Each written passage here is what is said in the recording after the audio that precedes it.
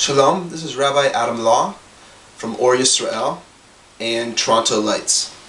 I'd like to continue today my series on Bereshit's Birth of a Nation with the story of Yitzchok that we find in Parsha Chayei Sarah. The last two Parshas, Lech Lecha and Vayera, talk about the beginning of a new era, of a nation that would bring down God's light into the world. We spoke previously about how in Bereshit's Rabbah it speaks about Abraham, and that it's alluded to in the first few Pesukim of the Torah, when it says the land was tohu and vohu, was chaos and desolation. And then it says v'yi or. The Midrash says that the chaos, desolation, darkness, and tahom, the deep pit, refers to the generations, Adam, Noach, the generation of the flood, the generation of the dispersion, that existed up until the time of Abraham. The whole world was in a very bad, chaotic place, going down and down, with immorality, and since the generation of Enosh, even idol worship coming into the world, and God's light being more and more hidden. When Abraham came along, that was the revelation of v'yi or. Then there was light. Compared to the darkness before him, Abraham brought incredible light into the world. Using his mind, his intelligence, he reasoned there must be a God. And from here, God started to slowly reveal himself to him until he had full prophecy, and he had 10 tests to perfect himself. We know that Abraham's midah, his characteristic, was light, it was chesed, it was love. And this is what he did naturally. He also had to overcome that natural love and gain the opposite attribute of gevura or yira, or fear or separation. Though he had this level, he had to also bring it to a high, exalted level. And we see that through his 10 tests, particularly at the end of last week's Parsha Vayera, where he gets to the level called Yira Elokim, fear of God. When the world was created, God broke the vessels of the world in order to give a chance for people to have what the Ishbitzer Rebbe says, a makam avoda, a space to move. God's light was so overpowering in the world that he had to diminish the light, so to speak, and make a possibility for real evil to exist in order that people could choose good. Up until Abraham's time, the world was in this desolate state of badness, of people choosing the wrong thing, and it kept going down and down and down. We know the Midrash says that God created and destroyed many worlds before this world. This, according to the Holy Arizal, is alluding to the fact the world was created with broken vessels. This gave the room in the world for free choice, for people to choose good and discard evil. The first person to really make the choice to fix the world, B'tikkun Olam, Malchus Shakai, was Avram Avinu. And his natural attribute, chesed, love, started overpowering the world. He had a tent with 4 open sides. We see, though, he also brought in the trait of his holy wife Sarah, Yira, through his tests, and he became a complete person. Once he became a complete person, as alluded to in those parshas previously, Lech Lecha and Vayera, it was now time to set the stage for a new paradigm and the next of the vessels that were broken to be fixed. That paradigm was with Yitzchok Avinu. We already introduced Yitzchok in last week's parsha, where as a miracle child, to his old parents, Yitzchok comes into the world. And the first real story we see with Yitzchok, explicit in the Torah, is Vayera, where Yitzchok at the age of 37 allows himself to be sacrificed before God. Now in the end, he wasn't literally killed. But as we spoke about previously, we'll get into that a little more right now, about in some way he was killed. Yitzchok's natural state was like his mother. It was yira, it was great, awesome God awareness and fear of God.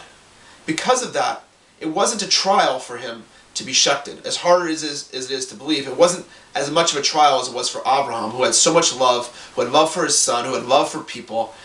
The trial for Yitzchok wasn't as great, because his natural attribute was to have such high fear, such a high yira, re'iyah of God awareness, that he inherited from his mother, and which is the next midah which needed to be fixed in the world, gevura.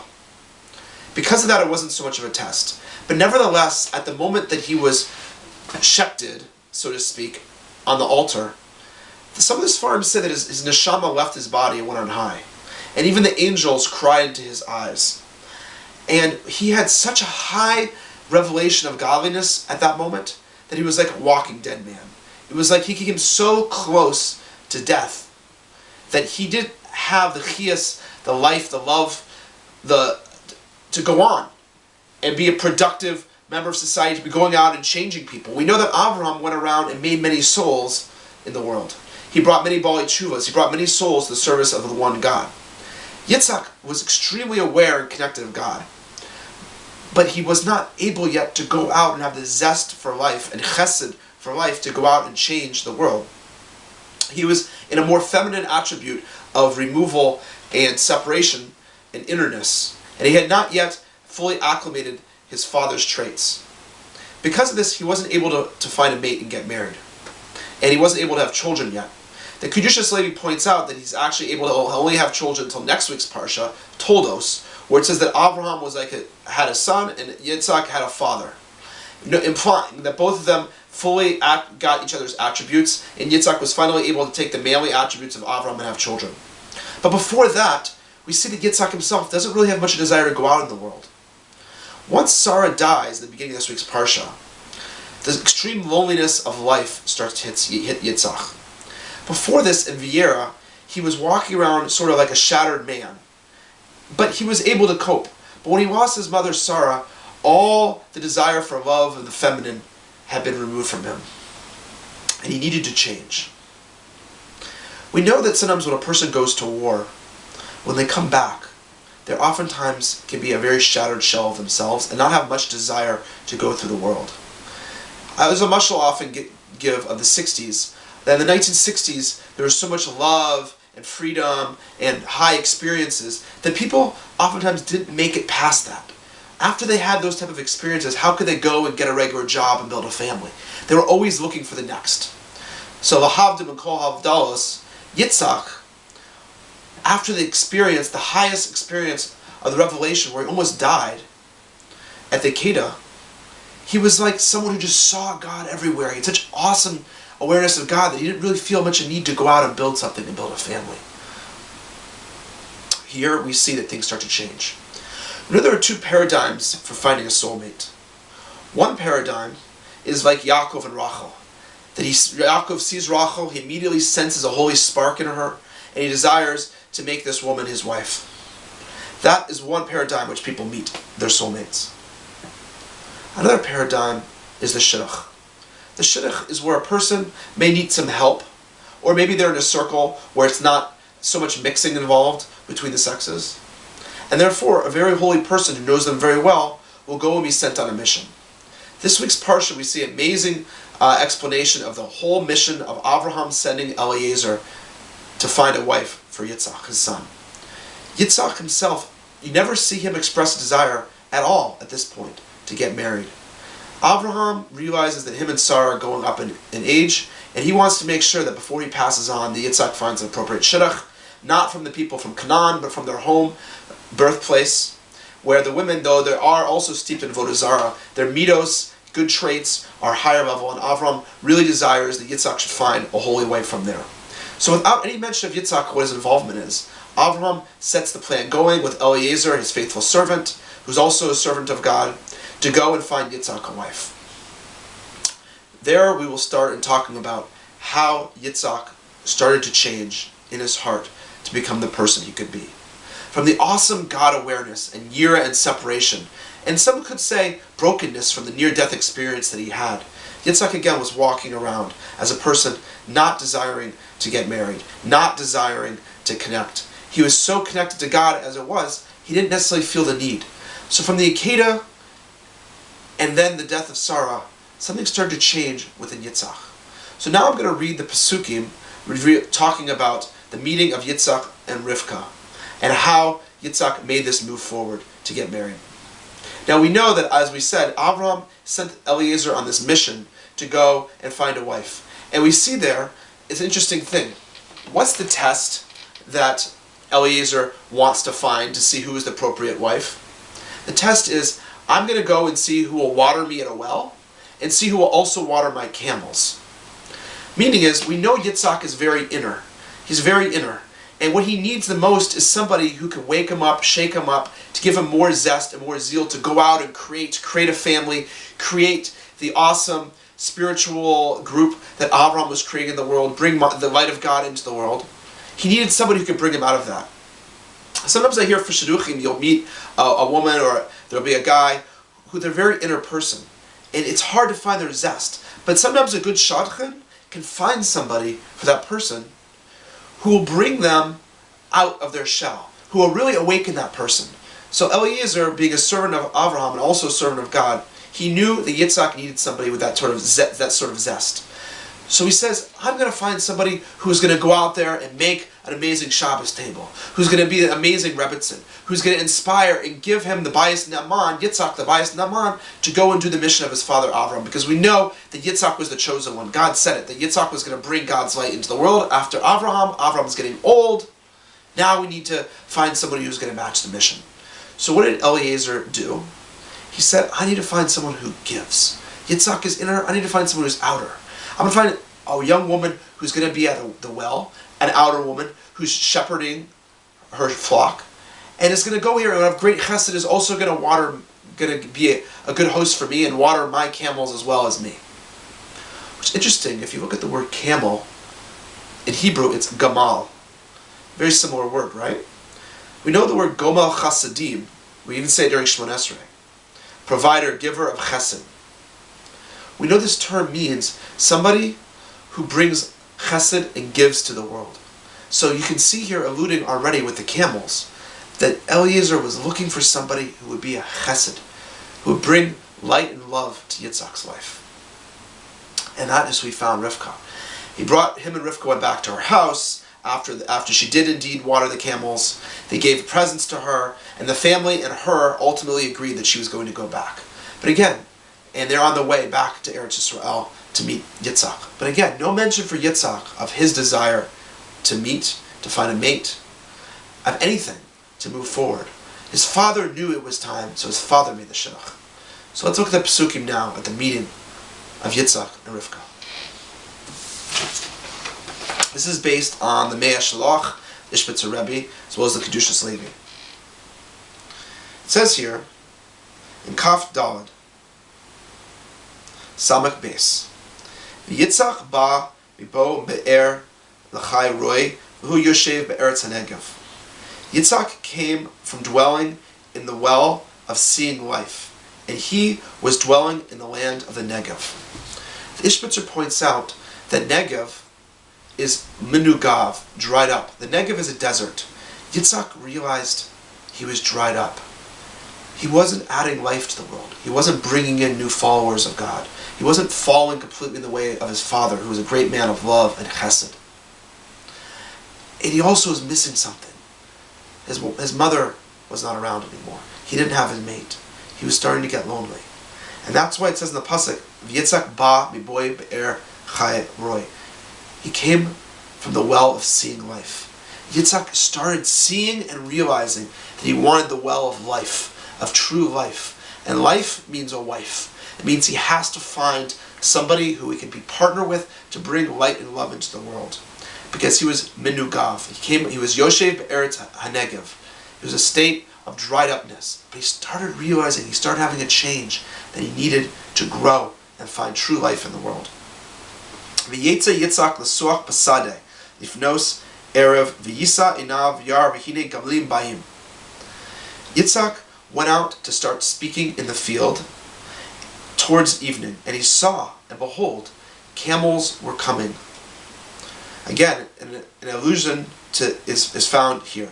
We know the Gemara says, when it says l'suach b'sadeh, that sicha is a type of speaking, of davening. That Yitzchak set mincha here. The Yitzchak went out to the field and started davening to Hashem. Once he had this awakening that he was menugav, and he started wanting, desiring life, the be'er chai roi, he started talking to Hashem. He started davening.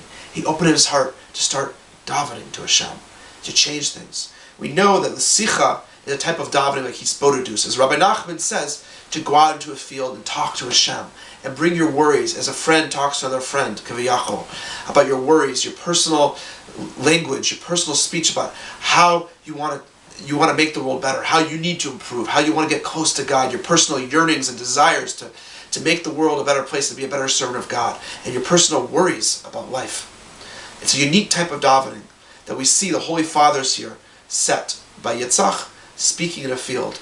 We also know the word field, besade. We know the beginning of Gemara Kedushin, that the idea of marrying a woman is compared to the idea of the acquisition of a field. Though, of course, a woman is not an object like a field, nevertheless, the methods of marrying, the kinyan, of acquisition, is similar in different types of acquisitions. And we see there that the woman is alluded to a field. As well as the Gemara in Sanhedrin says Esther was karka olam. Esther was also compared to a field. We see that a woman is compared to a field.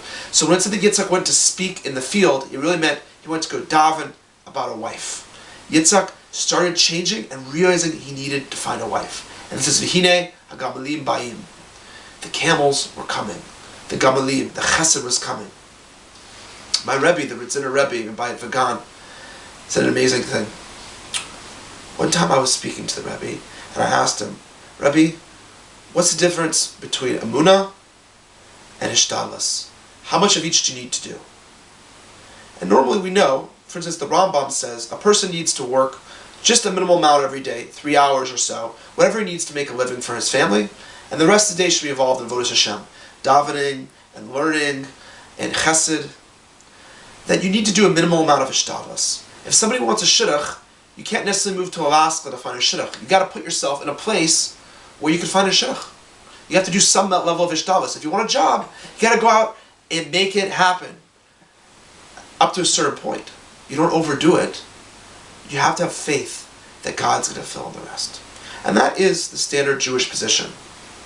My Rebbe, though, said there's another higher level. I said, well, Rebbe, what about Hishtadlus? Don't we need to build a keli? Don't we need to do effort to make a vessel?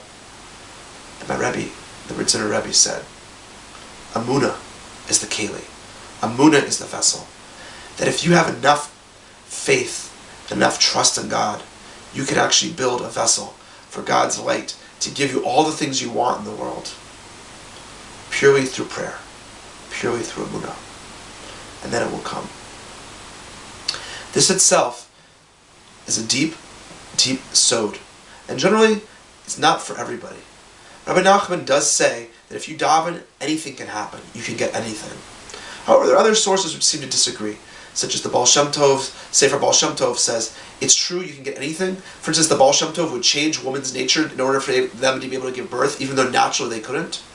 But the Sefer Baal Shem Tov seems to say, this is only for certain level of tzaddikim, who can get to that high level. They can rearrange the letters of creation, they can mitzaref ha'otiot, they can change things around. But generally a regular person or a wheelchair is not going to be able to slam dunk a basketball. He has to work within the realm, the kelim, the vessels that he has. However, certain tzaddikim seem to be capable of be a Baal Mofes, of doing mamish miracles for people. Maybe at a person's, the truth of the matter is, when a person does a mitzvah, he's a tzaddik. So maybe every person, at least at some time in their life, their tefillah can be pu'al miracles, can do a mofet, can do a miracle. And that is what my Rebbe seems to be saying here.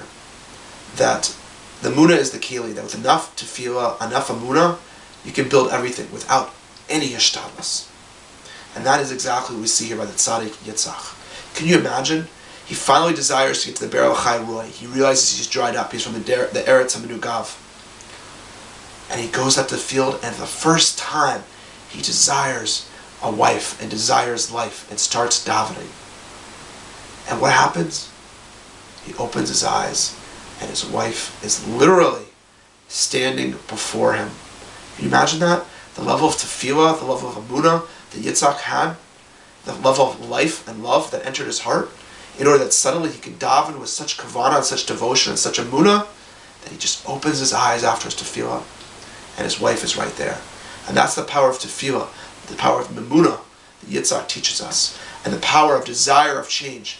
And maybe if you change yourself and desire the change so much and really daven for people and really daven for yourself, you can do miracles in the world and change your whole mahut, your whole essence, your whole reality, and change all the realities of the worlds to come, because we know the shidduch of Yitzchak and Rivka caused the birth of Yaakov, and the future of the Jewish people come on this shidduch. Thank you very much. This has been Parshas Chayei Sarah. Toronto Lights and Or Yisrael, Rabbi Adam Law, has blessed you that we all learn this power of tefillah, this power of amunah, to become the people that we can be and change the world, make it a better place through amunah. Only amunah and prayer, light and love for all the Jewish people. Have a wonderful Shabbos. Be well. Thank you.